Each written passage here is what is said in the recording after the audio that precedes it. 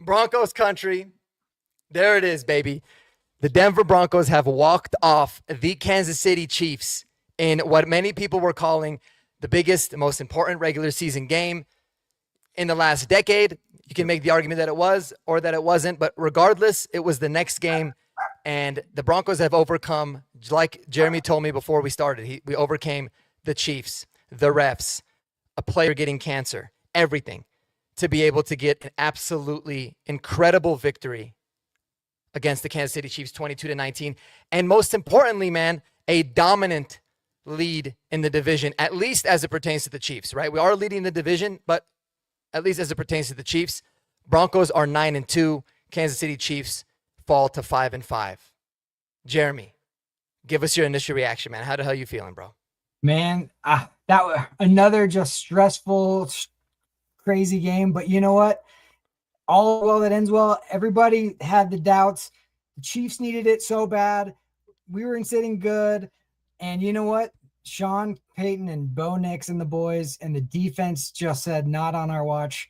We owed them, like, not only we beat all those things you just said, the Chiefs, the refs, cancer, injuries, freaking who knows. We beat our past demons. Because last year, when we had a chance to put our foot on them and beat them in regulation, we missed. We got the field goal blocked. Now we didn't let it happen. We just said, nope, not going to let it happen. I love the fact that Troy Franklin made that big play at the end. Gosh, he was stressing me out with those earlier ones. Yep. Freaking refs, as usual. The Riley Moss, like, just ridiculous calls, whatever. But you know what? Kansas City has no excuses. Anybody, I want Nick Wright, all those people out there that want to just talk all their smack saying we're not legit. Okay, yeah, we might beat the Raiders 10-7, but we'll beat the Chiefs as well. Yeah. And when the Chiefs are desperate. So well said, man. And yes, endoplasmic, my guy, he said, did he say cancer? I did. Yes. Alex Singleton, obviously, with the cancer diagnosis.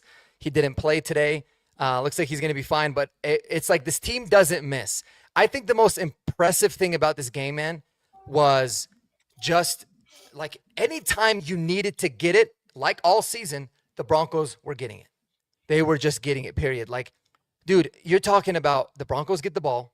The game is tied, 19-19. Yep. They go 10 plays, 58 yards, take all the Chiefs' timeouts, take the entirety of the clock out to give themselves an opportunity to kick the game-winning field goal. Bo Nix, again, unbelievably clutch. I think he played a very, very good game in general. Even though I just realized, I knew this, but it's just funny because the offense really only scored one touchdown. We just kicked a bunch of field goals.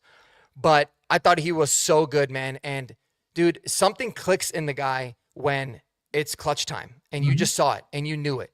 And you talk about overcoming the refs and overcoming some stuff. On that drive, they get a very, very bad holding call. There's a lot of holding calls. We'll get to that. Terrible holding call that puts them from 2nd and 5 to 2nd and 15. And then I didn't like the shot play, but they missed the shot play. Now it's 3rd and 15. They overcome that, no problem. 20 yards to Sutton on an unbelievably beautiful play by Bo Nix.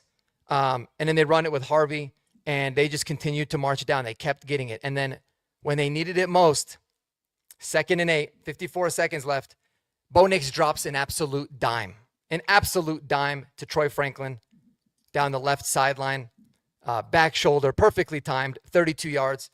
And the rest is history, man. I mean, not only did we beat the Chiefs, and I felt like we were really in control for a lot of this game, what I loved about it was they looked like they were 0% intimidated by the Kansas City Chiefs. And that's not something that you could say about this team, you know, over the course of the last decade. And, man, was it unbelievable. And, you know, what I really want to give my flowers to, who I think is the true MVP, who had an unbelievable game plan, and we'll get to Sean Payton because I thought he was great on offense. Yep. Vance Joseph and the defense today, man. Yep. I mean, just talk about that corner blitz. You fool Mahomes. And you basically like did to them what they usually do to teams. That's right. In terms of just like sending the corner blitz. No one saw it coming. Jaquan McMillan, huge sack to be able to give us the opportunity. It was unbelievable. Just, man, I love this team, and it's a great day to be a Broncos country, man. Dude, I loved that the way that game ended so much because They got the ball back with 4.5 minutes left. And everybody, Tony Romo, freaking everybody in the world was like, it's Kansas City and this is their season. Da da da da da. They don't lose. He's 13 and whatever. Blah blah blah blah blah. Well, you know what? Got the sack, and then watching him whine like LeBron James for a foul when he's like, he hit my helmet, like on that sack was the saddest, most pathetic thing I've ever seen. And I was just like, okay, dude, like, come on. And then the replay showed he didn't even touch his helmet at all. He just went high and then like grabbed his shoulders. And then to watch him helpless on the bench, watching us march down the field, and then setting that up and kicking that game winner, and Will got it, the line got it. It was just like all the crap we had to deal with for last year going through everything set it up to be even more, like if we would have won that game last year, that would have been for us. We would have been like, we've arrived. We can beat the Chiefs in KC under hostile environments, but it really wouldn't have hurt them that much. You know what I mean? It might have set them back like a game or whatever, but like, it wasn't like they were desperate. This year, they're desperate. They're 5-4. We're 8-2, and they need this game. And it's like, if you're gonna do it, Kansas City, you got to do it now, because this is a division game, and you're coming off a bye, which you never lose off a bye. All the crap, right? Yeah. And we're down Patrick Surtain. We're down J.K. Dobbins. We're down Alex Singleton. We're down. Name all these people, right? And you still couldn't make the play when you needed to. And Bo Nix delivers yet again against Kansas City in the clutch. This time the field goal's pure. And man, it was just it was like a chef's kiss. All the stuff that I heard the last 2 weeks or whatever was just like, how do you like me now? You know what I mean? It was amazing. It was amazing, man. And dude, I don't even really know where to begin. Like, it's crazy how it completely is a 180 from last year. Like the same thing. We were 5-4. They were 8-2. We were in Arrowhead. They blocked the kick. They go to, we go to 5-5. They go to 9-2. And so now we just flipped it on them. But I think what the most impressive thing about this game overall with the Broncos is just the fact that, like, I didn't see them complaining. Like, I was complaining about the refs and all that. And you kind of know, like, there's going to be those calls against the Chiefs. It's inevitable. I don't really care what Chiefs fans say, or you could look at the data. Like, it's kind of a known thing, and it's fine, whatever. But they didn't even budge. Like, they had a couple of different 3rd and longs where they just said, let's get our head together and let's go out there and make a play.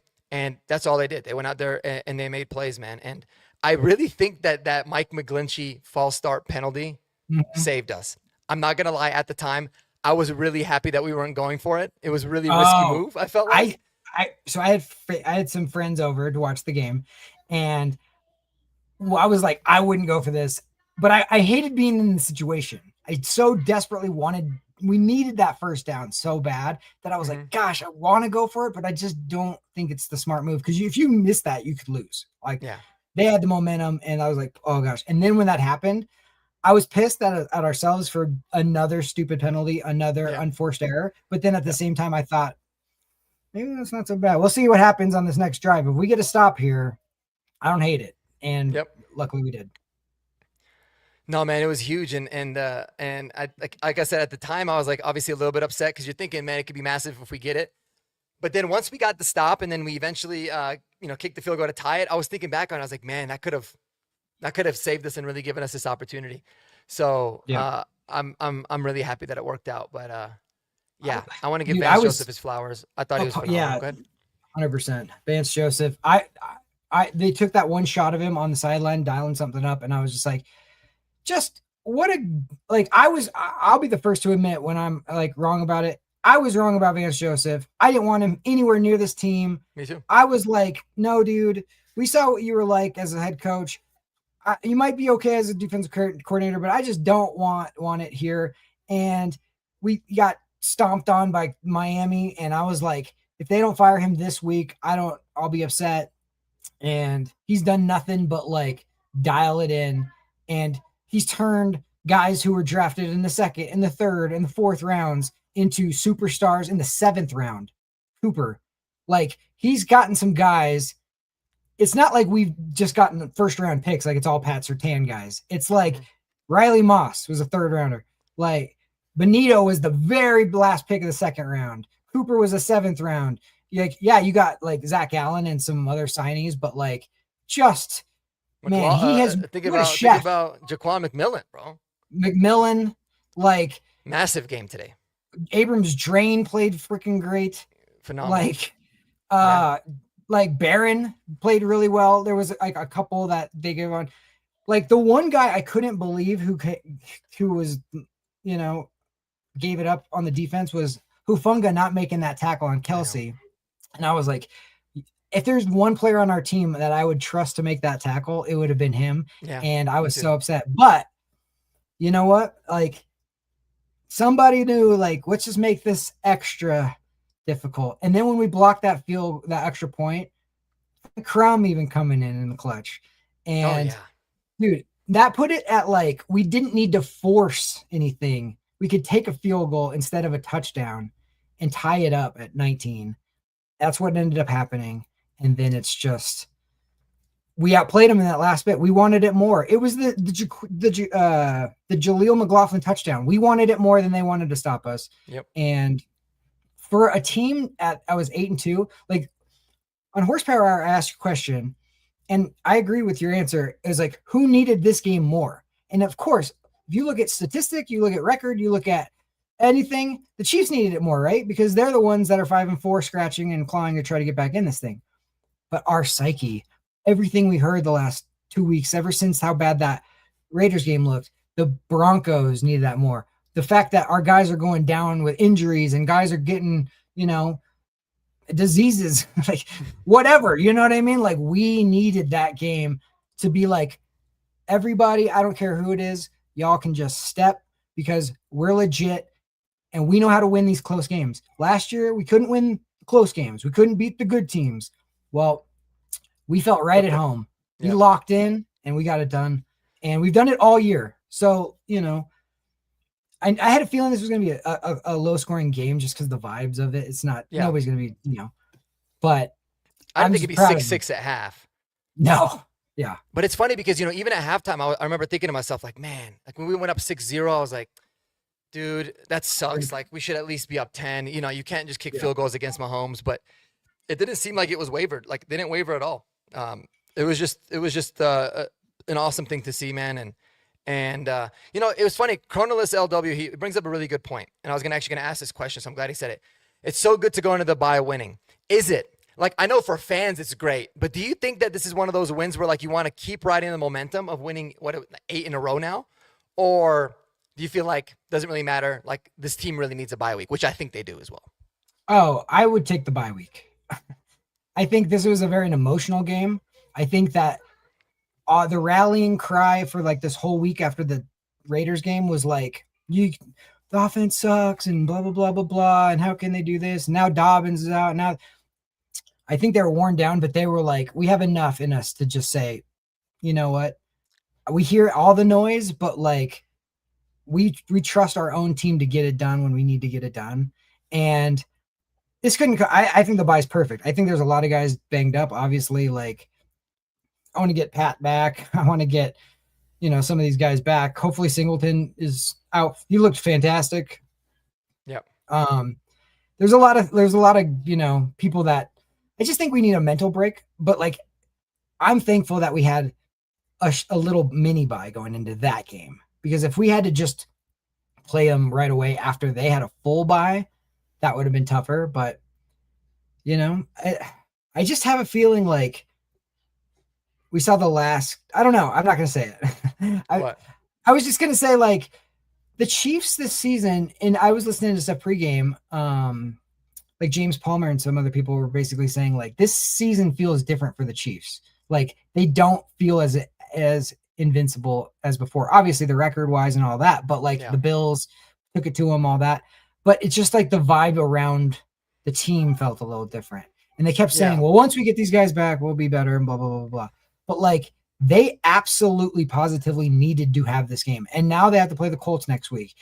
And to lose off of a bye against a division rival who already had a 3-game lead on you is like, Yeah. Oof, that's tough.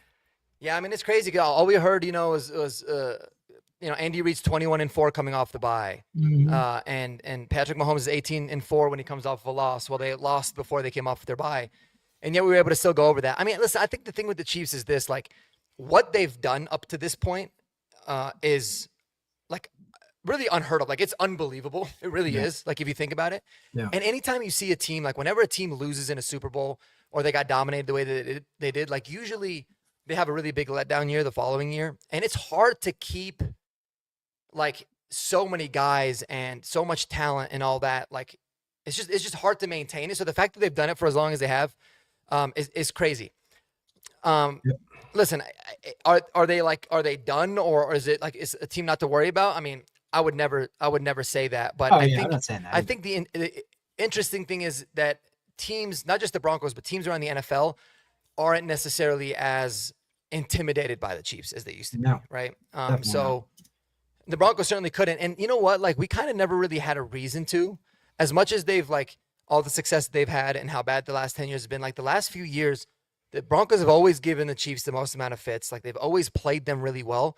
So now that I feel like we actually have like a very, very good, very complete team, overall better team than they do, Mhm. it just makes sense that we continued on it. But man, I thought it was massive. I thought the defense was unbelievable, except for Riley Moss, who was really frustrating for me today. But in a win, you don't even necessarily think about it. But the crazy thing too about this game was the Broncos were averaging 2.8 yards a run. Like we weren't not only were we not able to run the ball, we only ran it 21 times and we threw it 37. And most of the game we were leading, or if we were down, we were only down by 3. Yeah. So like the game plan worked, but I thought today, man, I thought Sean Payton was doing a really, really phenomenal job of calling plays, making Bo comfortable, utilizing Pat Bryant. Like I always felt like that was such a big mismatch. Yep. And I thought it was a really great game plan overall. I mean, the offense was very efficient, right? We talked about they only had Mhm. one touchdown, but um, it was enough. We ran basically as many plays as the Chiefs did. From a standpoint of let me see, the time of possession was almost dead even. I think those things were super important. Yeah. And we ended up still with 342 yards of Yeah. total offense. Now Um, talk about the play calls real quick. How did you feel about that fake throwback to Bo play? I hated that. I was like, I hated that when are because you it's like, gonna dude, use learn? it at a better time. What do they use it at midfield? Yeah, But and Harvey, it's like he was double cut.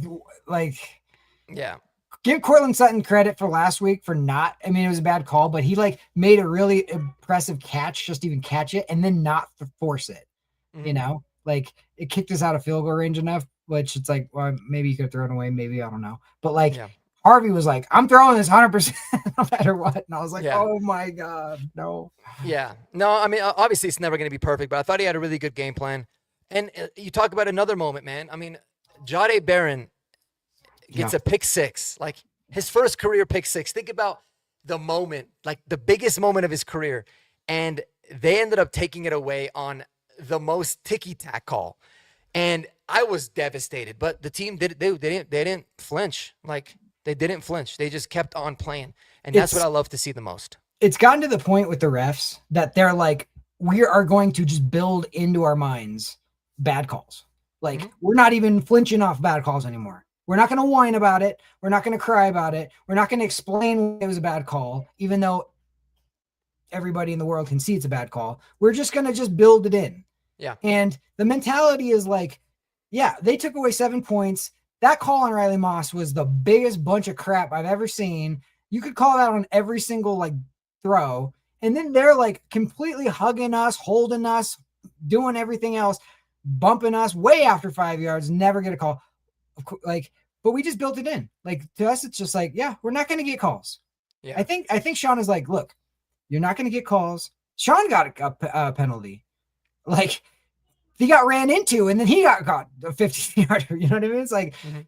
they'll call it on anything. So it's just like, okay, well, just know it. Just know going in, they're going to be against us, and we're going to beat the Chiefs, and we're going to have to we have to overcome everything, you know. But Yeah. if you just build it into your mind, Yeah. Like You that's the way did. you have to be. No doubt, man. I think you absolutely nailed it. And the problem with the refereeing, man, and it's not just as it pertains to the Broncos. I mean, obviously we see it more because we watch every snap, but it's just a lack of consistency. Like if you're gonna call everything tight, then just call everything tight the whole game. Don't just like randomly call something really tight and then let a bunch of shit slide.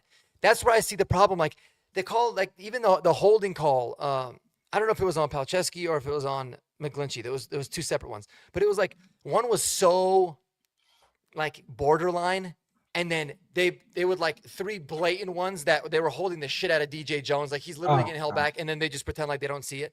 Like that's where I get bothered by it, you know. Yeah. Oh yeah. And it's like you got ticky tack DPIs, but it's not on the other side. But man, I was screaming my head off. I was like, yeah, that one on Palczewski was like, he might have tried to hold, but he couldn't get a hold of the guy. Like, that's what I'm saying. I was It's like, you can't call a try to hold. Yeah. It was either a hold or it wasn't. Like the guy slid right by. He tried Yeah. to grab him and he slid right off of him. And it was like, wait, how is that a penalty?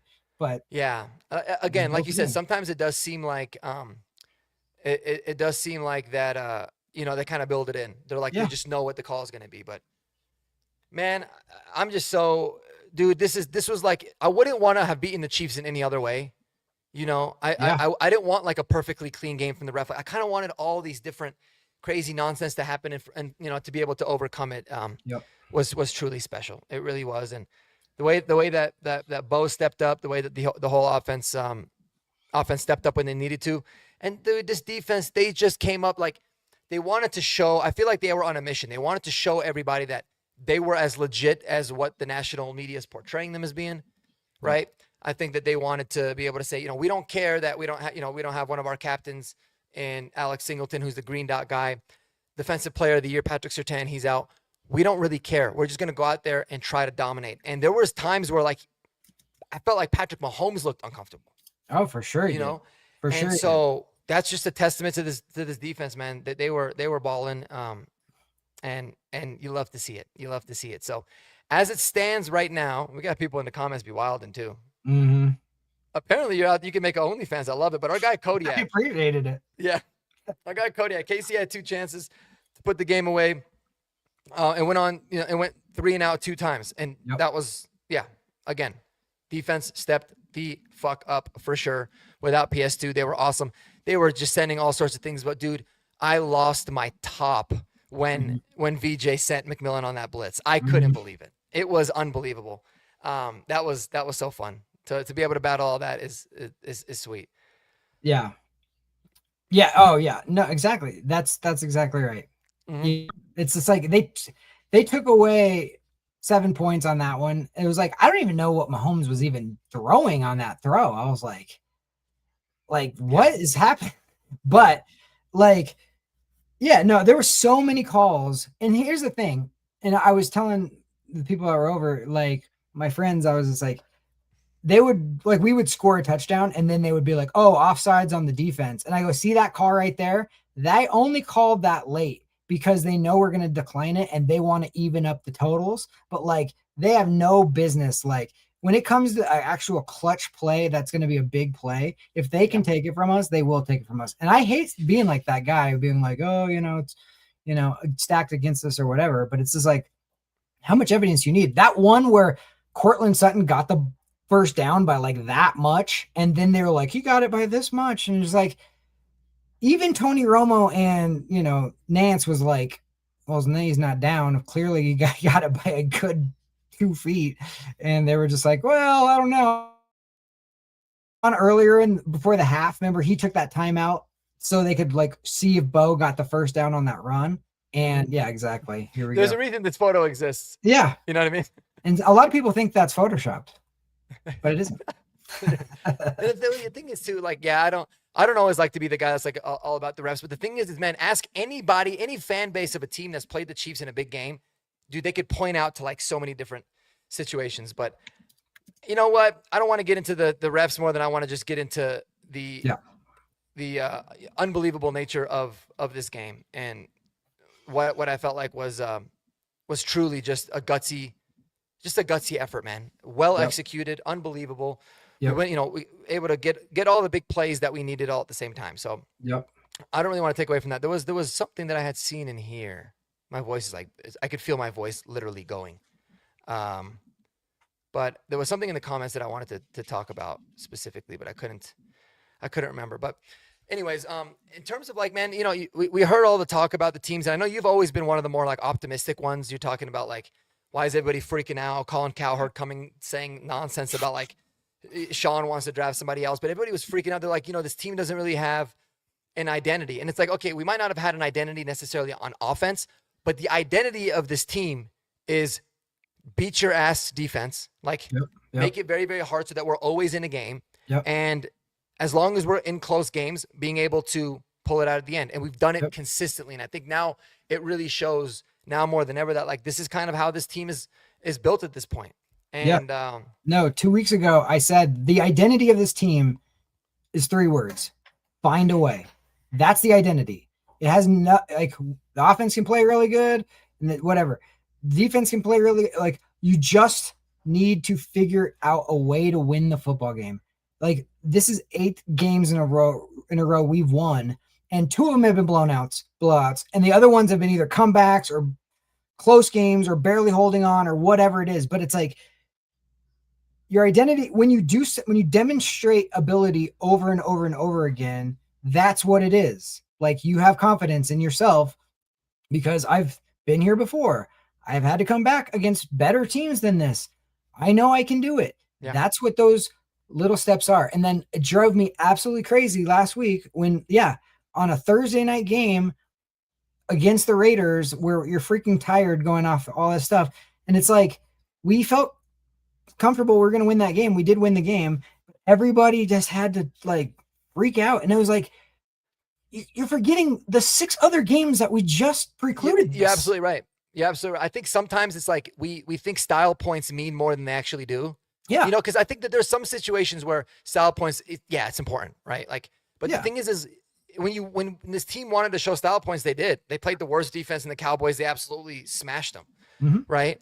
And yes, you're not going to have the perfect games, but in general, it's like that's exactly what it is. It's find a way, and that's what this team does. And man, a really special shout out again. I had it on my notes. I'm glad that I actually saw it. Is Darren Rizzi with the special teams performance. It's been a really tough year at times, but man, I felt like he outcoached Dave Toub, who's like one of the best. Dave Toub, however you say his name, one of the best special teams coaches. That was one of the phases of the football game where I thought, man, we have a really big disadvantage. Like, it was great to have Mims back, which was helpful, obviously, having a huge return to set us up. But dude, like, we almost had a blocked punt. We had the blocked field goal, which was massive because kicking that field goal when his game is tied is so much more, like, less worrisome than if we were down 20-19. Yeah.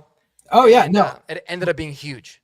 My neighbors and friends that were over, they're like, we're going to get the touchdown here at the end. And I go, no. It's like, we're not going for a touchdown. Yeah. I was like, we're going to get as far as we can. And then we're going to run it out as far, like, to 3 seconds, take a timeout, and then kick a field goal. Worst case scenario goes into overtime, but you are not giving the ball back. Exactly. That was circumstances. Dude, the most important thing was do not give them the ball back with any time left at all. Yeah.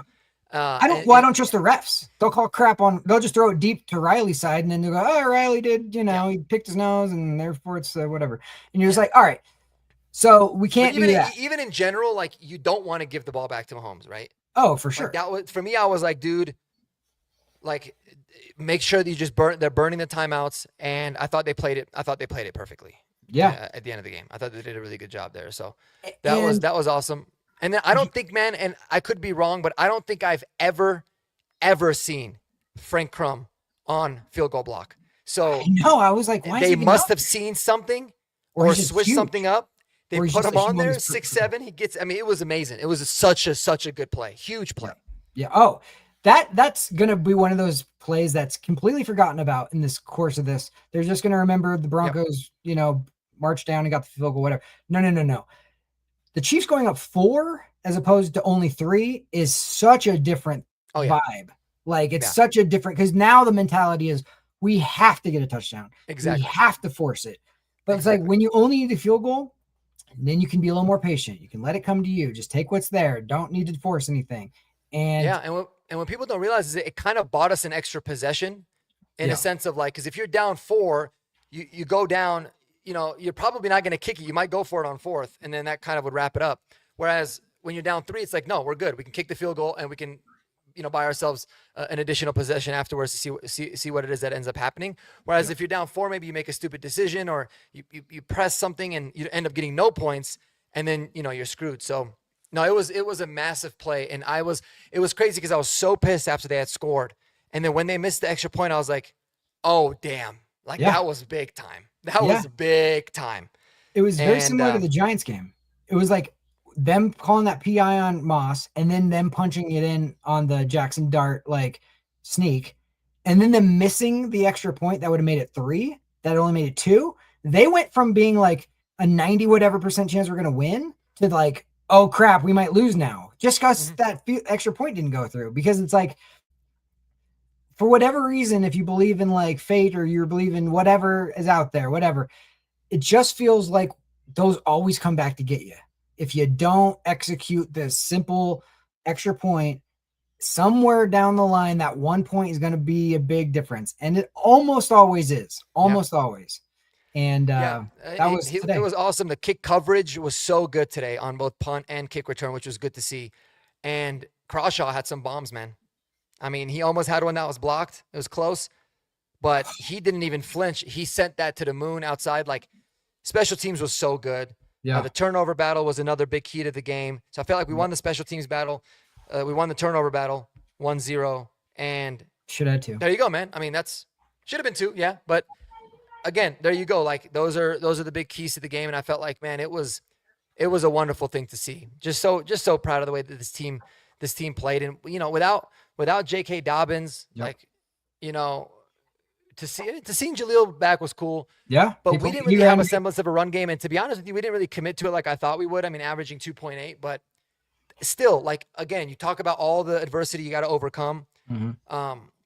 And a lot of it is with the opponent, like just how good Andy Reid's been coming off of a bye, right? How good Patrick Mahomes has been coming off of a loss. Being down a lot of your key guys and still being able to pull out the win is just massive, man. It's massive. Cannot believe it. Broncos are 8-2. We have won 8 games in a row. Can you believe it? 8 games in a row. We have not lost. We have not lost since I got the orange iPhone, which I got the blue one. I got the blue one. I didn't even want to get the orange, but I was like, you know what? It's different. And we have not lost since I bought the phone. Kind of crazy. Maybe it's a thing. Maybe it just happens to be luck, but it is what it is. I know. My buddy who was over here, he had extra tickets to go to that Monday night game. And I was like, dude, since we went, we have not lost. And my wife was like, don't say that. That's gonna, like, you're gonna jinx them now. And I was like, no, we've said that plenty of times since then, and it hasn't stopped us yet. No, man, this is throughout this last 10 years, there's been so many times when people have gotten so upset about like the state of the team and where we're at, and just think about all the things we've gone through this last 10 years. New ownership, new coaches, new, like, how many the stupid freaking quarterback carousel graphic, like so many things that we've seen this last 10 years. And I always just felt like it's all going to lead to something better. And now that we have all 4 of those things set, I just hate when people like the Bo Nix haters come out of like the woodwork when one kind of rough game happens. It's like, guys, you can't teach the clutch gene. You can't teach it. Like, you can do so many things, but like, you cannot, like, when you're playing a team like that's that good, and he doesn't flinch, you keep that guy. Like, I saw my own eyes when I was a little kid watching John Elway. I'm like, this guy is special. He's going to deliver things because he refuses to lose. I can't wait to watch that Netflix documentary, by the way, on John Elway. It's going to be amazing. Oh yeah. But like, I got that on the watch list. Yeah, but it feels like it's just like so many people had this like idea of what Bo Nix stealing was and what he could be and what he was and his arm strength and blah blah blah blah blah pre-draft. And it's just like, okay, just say you didn't. I was wrong. His arm's better than I thought, and this and that. It's like he's a young quarterback, but you know what? He's beaten Kansas City. What is it now? 2 out of 3 times, and he should have been all 3 out of 3 times. Mm-hmm. He's faced them. Like, this is the person that we've been waiting for, and Kansas City knew it. Both Travis Kelce and Patrick Mahomes has said last year after that one game we lost on the blocked field goal, y'all got one. Like, he's legit, because they've seen people shrink under the pressure and like perform under the pressure. They know the difference. Patrick Mahomes is that. That's what he is. He's the standard of right now of that. And, you know, that's why he was ranked in the top NFL 100, because players know when game recognizes game, as they say, and they know this guy in the clutch is that. Yeah. So, well, and they even said going into this game, I mean, you heard the reporters, they talked about Kansas City has a sense of urgency. They understand how important this game is. Like, there's a lot of respect, obviously, for the Broncos defense and Bo. And, dude, a lot of people in Broncos country hate Travis Kelce, understandably so. I always have, like, an affinity for him, man. It's just because it's more of a personal story, but I've always liked Travis Kelce, even though I hate when we play him. And, yeah, I mean, on his podcast, even with his brother, he was raving. He's like, dude, that guy's got one. You're absolutely right, man. People, we forget the bad stuff so quickly. Like, we just assume, or sometimes you just get into the dumps where you're like, you've tried and tried and tried with so many different quarterbacks. You almost think like it's too good to be true. Yes. That we finally got the guy. But dude, Bo Nix, he checks off all of the boxes that you're looking for a franchise quarterback. Is he a finished product? No, but he's got everything that you're looking for, man. He's athletic. He's smart. He's got the drive, the work ethic. Like, he's got it all. And most importantly, though, he's got continuity, and he's got an entire organization that believes in him. And bro, I'll tell you, like, if that was the case for every team, so many guys' career could have gone in a different direction. Like, that's the most important thing. And I mean, you're seeing it. Like, it's not that Sam Darnold is all of a sudden like now better because he's played a lot more. I mean, that's a part of it, the experience, obviously, but a lot of it is you're in a situation where someone believed in you, right? Baker Mayfield, they hated him in Cleveland.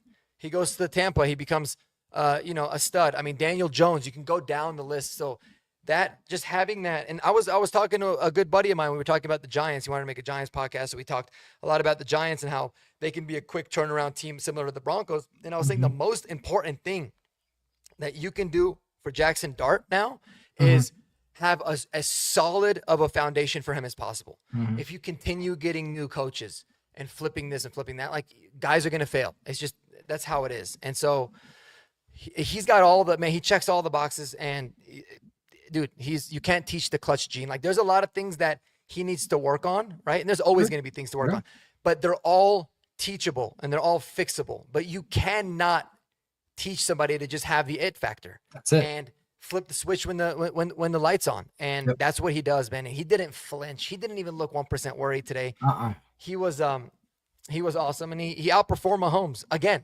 Like, in the 2 games that he's actually played against Mahomes, because last year, week 18 doesn't really count. He's outplayed him arguably in both games.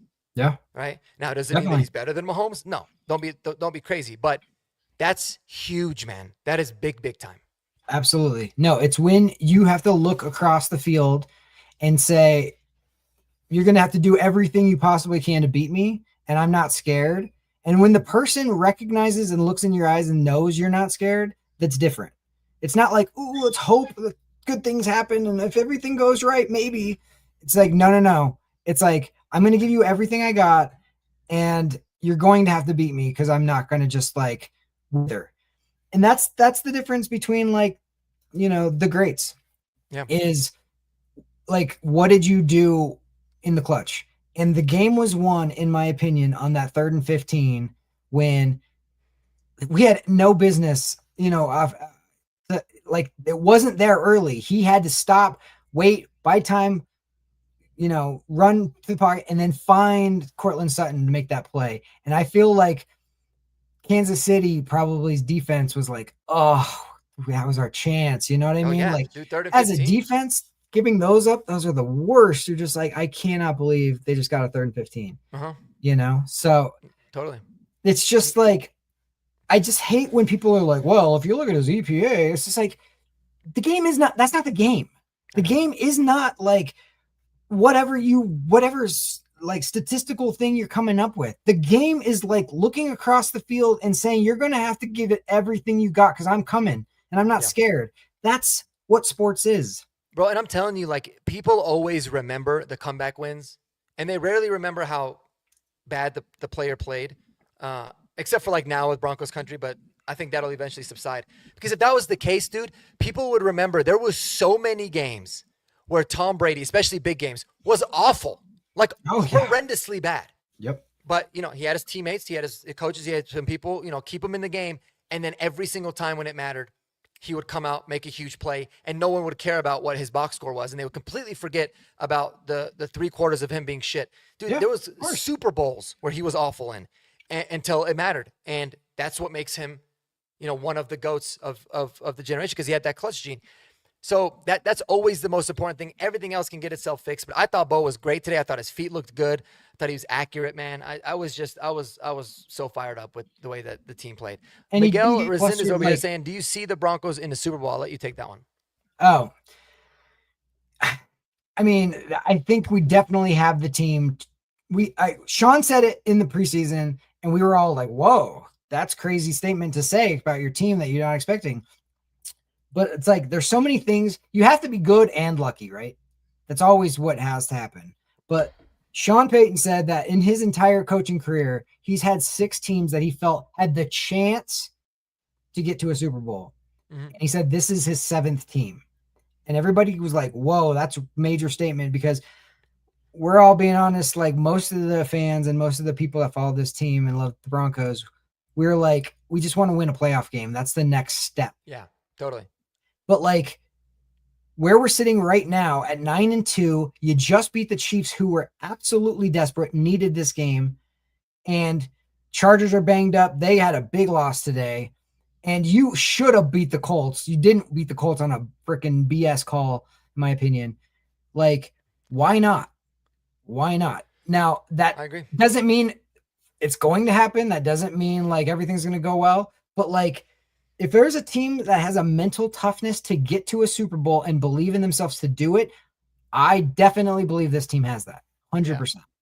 I'd agree. And real quick, Carlos, this isn't a baseball podcast. I don't know which Cardinals you're talking about, but it's not. This isn't baseball. We're talking about a football team.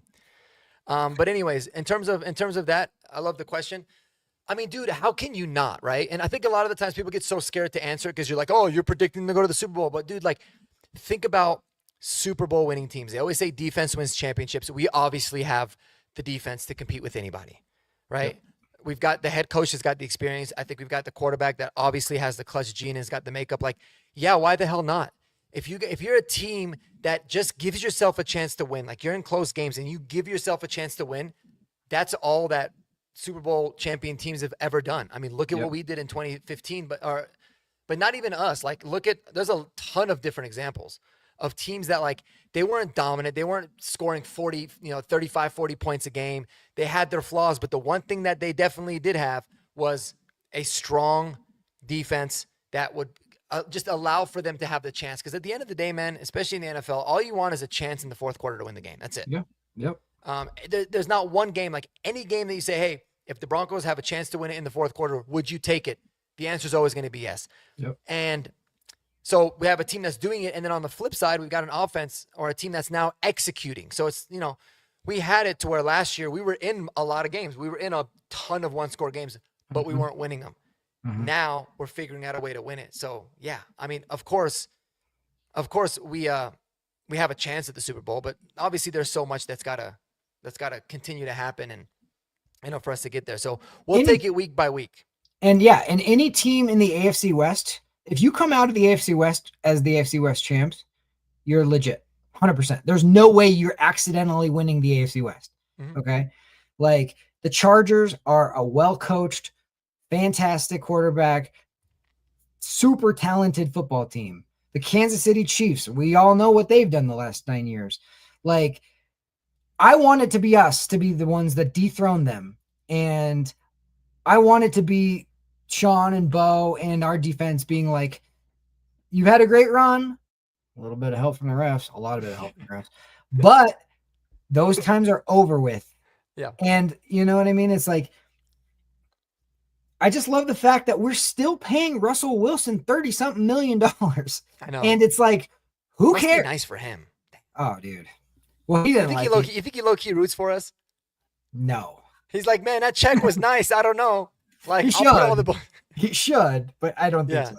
Yeah. But like, I'm just like, when you get the right pieces with the right people, like Doug said it earlier, there feels something special about this team. I totally agree. And you know, a team is special when the guy who's come through for you over and over and over again kind of messes up today and kind of gives up the lead in Talanoa Ufunga. And the other guys are like, don't even worry about it, bro. We got your back. We're going to stop him the next time. And Bo Nix goes down. Even Frank Crum blocks. Bo Nix drives down, kicks the field. Dude, Will Lutz, 54-yarder. Clutch. Huge kick. Like, that was such a big kick. I'm surprised. I forgot about it. I'm so happy you mentioned it because I love kickers, bro. That was an unbelievable kick. Unbelievable kick. And it should have been 3 yards or 4 yards short, closer. And they got that call wrong, of course. Yeah. Not to go back to the refs, but like, clutch kick on that one. Yeah, you know, it's funny because Romo said he's like, maybe those 2 or 3 yards did mean something. I mean, he's gonna make it from 51 or 54 in terms of like his distance, right? It would have really sucked if he like just hooked it, but regardless, it was. But it's like a mental thing for whatever reason. Like, if you look at kickers when they're kicking like 35-yarders, you're like, those balls are gonna go 50, 55. Mm-hmm. It's just getting it straight, right? Mm-hmm. But then when they get back to the 50s, it's like, what, left or right, left or right. You remember when you played Madden when you were like younger, and they had like the bar going like this real fast the further back you get? That's what it feels like for a kicker, I think. Is just like, not only do I have to, and it should be like, okay, I just have to like level this off, kind of guide it over there. Yeah. I don't worry about the strength. The strength's gonna be fine. Unless it's like a 60-something yarder, you don't have to really worry about the strength of it. You're gonna get it there. Just make sure it's straight. But for whatever reason, those 50-some yarders are different. And if it's a 50-yarder compared to a 54, there is a difference. I guarantee for sure. I mean, think about like, you know, in golf when you're on the tee box to drive the ball, right? If you know it's a 620-yard par 5, you're thinking, oh, I gotta blast it. I gotta hit this hard so I can make it up. So where if it's like 480 yards, you're like, nah, man, just nice and easy down the middle. We'll live another day. And I can promise you, when it's the 650 yarders and you feel like you got to crush it, that shit's going to the neighbor's house. Definitely. Or if there's just any sort of water, even if it's not like a dead front in front of you, if it's just like off to the left and you're like, I wouldn't have gone to the left ever anyways, but because that water is there, it's going in the drink. Yeah. That's just the way it goes, you know? Yeah. And I don't know who those folks were, bro, but Jaquan's been one of my favorite players on this team. I would never. You are Jaquan. I love that guy. For sure. I love that guy. I was actually mad we drafted Barron because it maybe meant less Jaquan, but luckily that was not the case. But yeah, there were some people out there. No doubt about it. But man, yeah, dude, everyone was clutch, dude. Like I thought Crawshaw had some great punts that flipped the field. I thought Will Lutz was awesome, just doing his thing and banging it out. So, man, this team is just so fun. They're so fun. Yeah.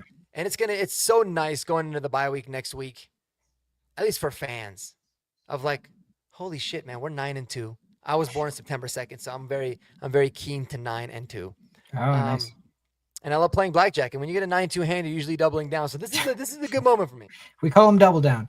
Yeah. No. We call those double downs. But yeah. But yeah, I do want to wrap up now because I do got a couple things I got to take care of, including a soccer game here later today. But I just want to go real quickly, man. Like, do you have any specific players that maybe we didn't mention, we didn't shout out in this game that you'd like to give a special shout out to? I thought Jaleel ran hard. I appreciate he got his chance and he had a little juice to him. There was one that I felt like he kind of ran into a Chief when he had a bigger 100%. Lane to the right. And I was like, it should have been a 20-yard. Yep, you know what I'm talking about. For sure. Yep. But for the most part, I felt like he ran hard. I appreciate that. I felt like the offensive line did relatively well, but man, Quinn Miners got freaking eaten up by Chris Jones. My guy. I low-key think Chris Jones is the second best Chief of the last 9 years. Like he's so clutch for them. It's so frustrating. Yeah. More than Travis Kelce or even Tyreek Hill back in the day. Um, I like the way Riley battled. Like, you got to understand, Riley's their number one now, right? As Pat's been out, and there was one that I was like, okay, maybe you could call that, but there was a couple where you're just like, come on, bro. I just like the fact that he battles though. No, of course. No, I mean, of course. Like, that's never been a problem. But with me, is it's like, dude, he's just got to be a little bit smarter, like understanding. Like on that 3rd and 18, it was definitely pass interference. But the frustrating part was it didn't have to be. You know, like You mean it's just understanding your technique a little bit. was But that the 3rd and 18 where he like, but he turns and like he kind of had him right here a little bit? no, the first one that they called where he Yeah, turned and played yeah, it was perfect. absolutely a dog shit call. Yeah, that's what I was thinking. And it was more like, I think, like I said, I think it's just a reputation call, which Yeah, unfortunately does happen. But it was the one late, like where they kept the drive alive, and it was like a massive 3rd and 18, and I was just like, dude, it was. I felt like the right call, and it was just unnecessary. yeah, But hey, man, I'll listen. People talk about the roller coaster, right? You're just riding the roller coaster of Bo Nix. You're gonna yeah. do the same thing with Riley Moss and hope that he ends up making the clutch plays when you need it. But I thought his coverage was really sticky early on. I thought he started the game really, really good. Yeah. I want to give a special shout out to my guy Pat Bryant, brother. Oh yeah. You know my love that I have for Pat. Me And I'll too. tell you guys Me this, and I too. think I've said it in a previous video. In the next year or two, so either next year or the year after, Pat Bryant is going to be your bona fide wide receiver one. I just think something about the guy is special, man. He's always making the clutch catches. He's the guy you look for on 3rd downs. He's just really damn good. And I love the combination of Sutton and Bryant and Franklin. Like I really like, the fact that Sutton garners so much attention and is still clutch when you need him to be. That's obviously great. But Pat Bryant kind of coming into his own, man. It reminds me of the Sutton and Tim Patrick days. Yeah. Right. And then, Franklin had a bad drop, but he had a really big catch. He can kind of spread the Huge. field. So The game-winning catch. yeah, I thought Pat Bryant was awesome, man. He was 5 catches for 82 yards, and Troy Franklin leading receiver, 4 catches, 84 yards today. They were all studs. Pat Bryant, I will say this, like, I felt like when we re-signed Little Jordan Humphrey, I felt most people were like, why are you getting him back? Blah, blah, blah. And I'm like, oh, that's a Pat Bryant move, in my opinion. Because they relied on Pat Bryant to do so much blocking that they weren't able to give him the ball as much as I think they wanted to. Mm-hmm. But now you got Little Jordan Humphrey to kind of have to do some of the stuff that they're only relying on Pat to do. And it frees Pat up to catch a lot more balls and to do a lot more on the offensive part of it. And so to me, I was like, I think you guys are missing the bigger picture with the Little Jordan Humphrey. I know Sean likes Little Jordan Humphrey, but it's because it allows him to do other things. Yeah. It's not because he loves Little Jordan Humphrey, the pass catcher, blah, blah, blah. Now, he can do some of that, but like he just wants a guy he can trust to do certain things. And I think he wanted Pat to just be able to like, we can do it on the left side. We could do it on the right side now. We can do something for Pat. You know what I mean? I just felt like he understands where Pat's ascending to as well. Yeah. No, I think this year I was totally fine with the Little Jordan Humphrey signing, and I felt like I was a little bit worried that like, is he going to take snaps away from others like we would complain about last year? Because my problem with Little Jordan Humphrey last year wasn't that like, oh, Little Jordan Humphrey's terrible. Like I saw a lot of good things from him, but I felt like, man, he's hampering the growth of like Troy Franklin and Devon Vele at the time. Right. But now I was like, I didn't think that's how Sean Payton was going to utilize him, and thankfully he didn't. So I thought the signing overall was really good, but you do make a really good point in the sense of like now teams don't know, like, are you going to block with Pat Bryant? Are you going to block with Little Jordan Humphrey? Because both those guys can do it, and both those guys can also beat you in the pass game. So it gives you a lot more. It gives you a lot more options. So yeah, I thought they were dope. Yeah. Last thing, just closing. Like, I just want to show like how proud and happy I am of just like the mental toughness of the team. Like, they had a lot of excuses going into this game of why they shouldn't win. You had a built-up lead. You had tons of injuries. You had freaking, like I said earlier, cancer diagnosis. You had a bunch of stuff that been like, well, Kansas City, like we still are going to be in first place. And then you had the Chargers blowing it early, right? So you're like, you're going to be in first place, win or lose. But like, it takes a special team and a special types of people to be like, I don't care about, I'm not doing this for excuses. I'm not doing this for any other reason. I'm putting my head down and we were going to find a way to win this football game. And if we don't, I'm going to give you everything I got. I'm going to leave it all out on the field. And that's what they did. And that's why they won this game. And that's why if we do bigger things, it comes playoff time, it'll be because of that. Yep. Well said, my guy. Well said. Well, everybody in the chat, man, you guys have been awesome. Well, most of you guys, some of you guys have been kind of weird, but everybody watching live, you guys are dope. I appreciate y'all. Enjoy the hell out of this win, and be sure to tune in to Horsepower Hour tomorrow, 8 p.m. Myself with Jeremy, obviously, David Talks Broncos, and Kodiak Broncos as well, man, because it is going to be a lit show. We're going to have a great time. But y'all enjoy your Sunday, man. Yes. Go, hopefully your fantasy teams are doing good. Spend some time with some family members, some people that, you love the most, and enjoy it. Enjoy it while we got it, because it's a good time to be a Bronco fan, man. So appreciate y'all, Jeremy. Thanks again for your time as always, brother. And we'll see y'all tomorrow. Go Broncos, baby. Peace. Love you.